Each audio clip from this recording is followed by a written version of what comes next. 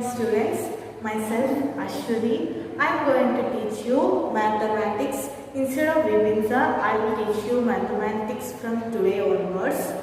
So, Vibin sir completed 4 chapters for your upcoming exams. We have exams on the following week for 1 to 4 chapters, and Vibin sir already completed 4th lesson. So, we have revision sections in this week. So the second chapter, that is I am going to remind you. So the second chapter is operation on whole numbers. Operation on whole numbers, you are already studied. Operation its properties of addition, subtraction and so on. So now today we are going to discuss about the properties of addition. Okay, you know how to add numbers, how to subtract numbers, you know number system, everything you know. So, what are the main properties of addition? What are they? Tell me, you are already studied this, right? So, you are already prepared for the exams, right? So, tell me, what are the properties of addition? Yes, the first one is closure property. The first one is closure property. What is closure property? Closure property is nothing but if two numbers, we consider two numbers A and B. If the two numbers A and B are whole numbers, then their sum, that is their addition, when we add them, their sum will be a whole number. You got it? You got the idea? Simply, if A and B are two whole numbers, then their sum must be an odd number. That's the closure property. For example, I'll explain. If 7 and 3 are two whole numbers. Okay, if 7, 3 are two whole numbers, then their sum, what's their sum? What is 7 plus 3? 7 plus 3 is, yes, 10. 10 is also a whole number. What is 7 plus 3 are whole numbers, then their sum 10 is also an odd number. You got the idea? Okay, its application level questions are discussed earlier, and we are going directly to the next property. Okay, the next property is commutative property. What is commutative property? Commutative property is nothing but if A and B are the two whole numbers. These are our whole numbers. A and B are whole numbers. Then if their sum is A plus B, then if we find their sum as A plus B is the same as we add B plus A. You got the idea? If two numbers, their sum is A plus B, then if we rearrange the numbers and add them, this sum is equal. For example, we consider A. A is such a number 6. Consider, let it be 6. 6 plus 4. 6 plus 4. What is 6 plus 4? 6 plus 4 is 10. Right? Then, according to the commutative property, 6 plus 4 gives the same sum as 4 plus 6. What is 4 plus 6? Same, 10. You got the idea? If numbers are arranged in such a manner, A plus B or B plus A, the sum of two are the same. You got the idea of commutative property? Then,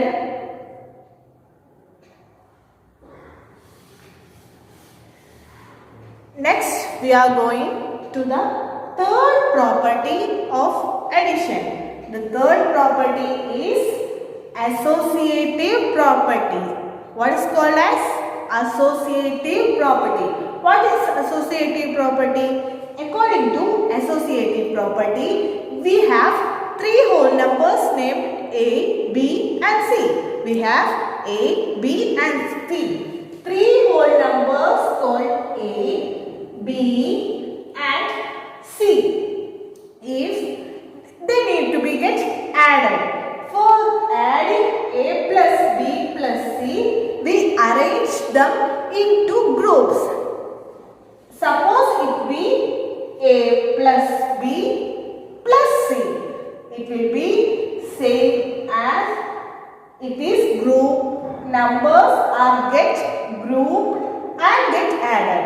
This is associative property. The numbers are get added in groups for simplification and then get added. For example, we have numbers like 11 plus 9 plus 7. What we do? As per associative property, we group these first numbers into group and add it first. When 11 is added with 9, it gives a sum of 20.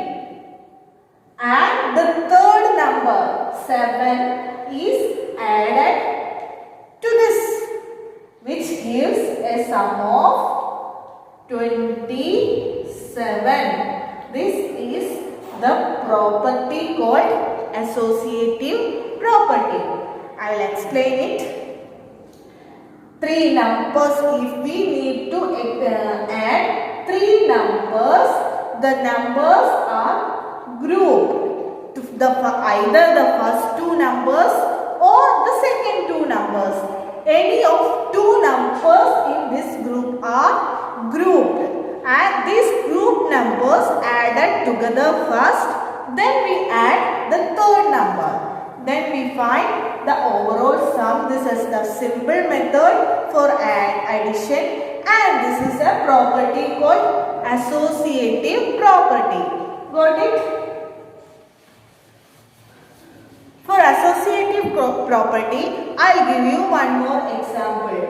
27 plus 36 plus 64. How will you add this number using this associative property? Using associative property, we need to group two numbers into a group. We group the second two numbers in a group. This is not necessary to group the first two numbers.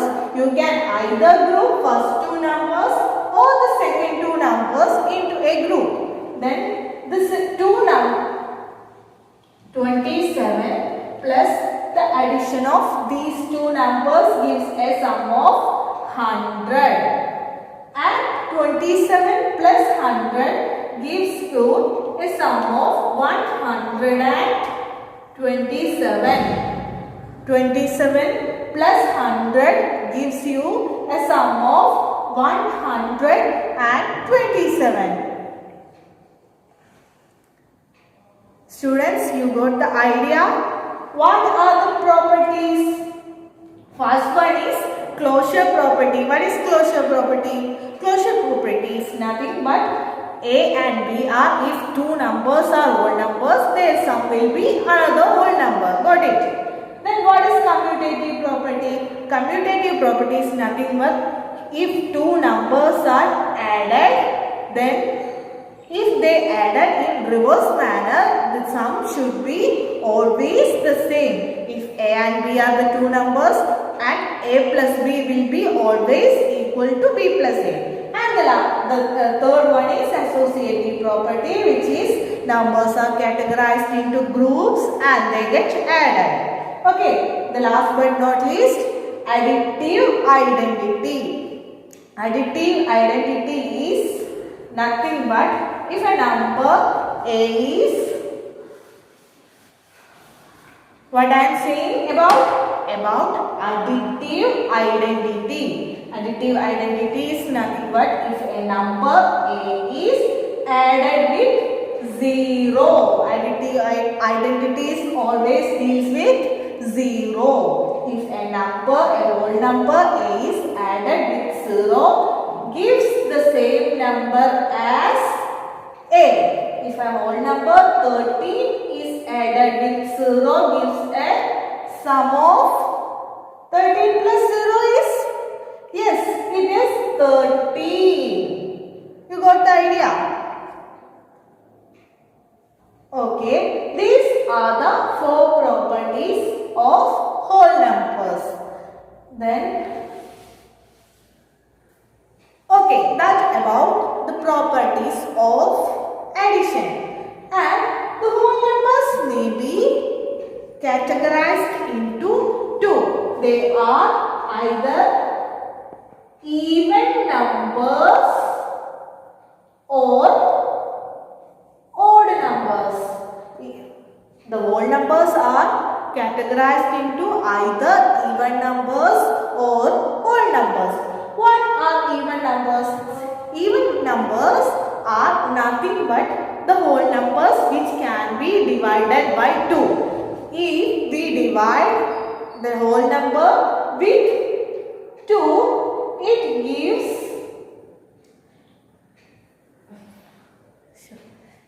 odd number. Even number. What? Which is divisible by 2 is called what is even number?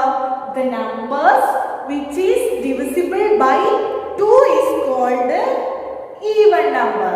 And the balanced numbers which are not divisible by 2 are known as odd numbers. Example. Listen carefully. Example 2, 4, 6, etc. are even numbers. The numbers which can be divided by 2 is known as even numbers. And the numbers which cannot be divisible by 2 is known as odd numbers. Which are they? 1, 3, 5, etc. These are called even numbers and odd numbers. Then what are the main properties of even numbers and odd numbers? If an even number added with an even number gives you a sum of even number. If two even numbers are added together, the result will be always an even number. You got? Students, you have this idea? You got the idea? If two even numbers are added together, will give you an even number. Which are the even numbers? Let's consider if 2 is added with 4 gives you a sum of 6, and 6 is an even number. Even number, the sum of two even numbers are always an even number, and the sum of an even number and an odd number always be a odd number. Even number plus odd number gives you a sum of odd number.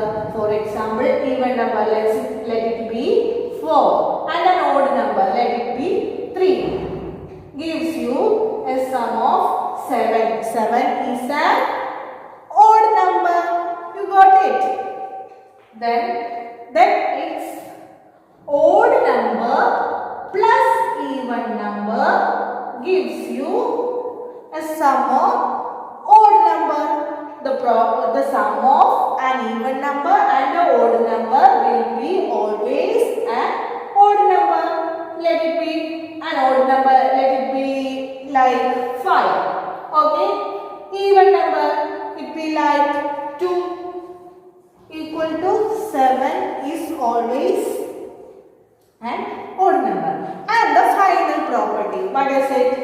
Odd number plus odd number gives you even number. The sum of two odd numbers are always an even number. Let's have a look. 3, another odd number 5 equal to 8. An odd number 3 plus another odd number 5. Its sum will be 8 and 8 is an even number. You got the idea? That's all we discussed about today. We discussed about properties of sum, addition and even and odd numbers. And that's all about today. Study well, children. Prepare very good for the examination. Thank you.